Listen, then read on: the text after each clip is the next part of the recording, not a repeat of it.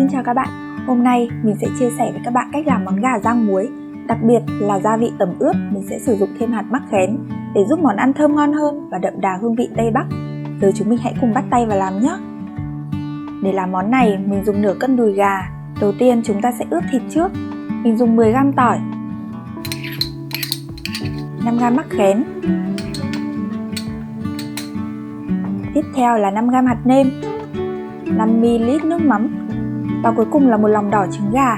Sau đó các bạn trộn đều lên và mình sẽ ướp trong khoảng 15 đến 20 phút cho các gia vị được thấm đều. Bước tiếp theo mình sẽ sơ chế các nguyên liệu còn lại. Với sả thì mình đập dập, sau đó xé thành sợi nhỏ. Trước khi xé, bạn nhớ thái nhỏ sả ra để mình dễ xé hơn cũng như dễ chiên hơn.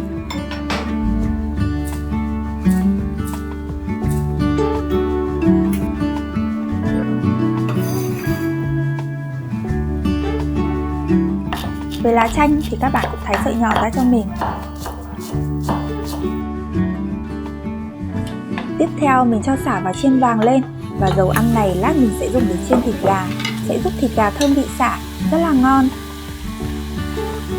Đến khi sả vàng thơm rồi thì mình vớt ra đĩa và tiếp tục mình sẽ chiên lá chanh. Lá chanh rất là dễ cháy, mình chỉ cần nhúng qua dầu ăn khoảng vài giây thôi là được.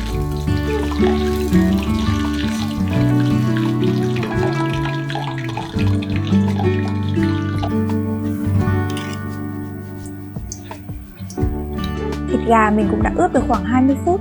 Giờ mình sẽ lăn qua một lớp bột chiên giòn rồi đem chiên. Cách làm này giúp miếng gà của chúng ta giòn bên ngoài nhưng bên trong vẫn sẽ rất là mềm đấy.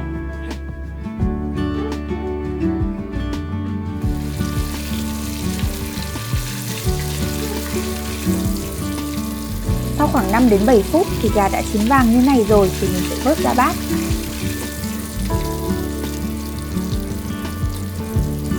Giờ chúng ta sẽ trộn gà với các nguyên liệu còn lại. Với 500g thịt gà thì mình sẽ cho hết một gói 45g bột rang muối. Hiệu mình hay dùng là Thành Lộc các bạn nhé.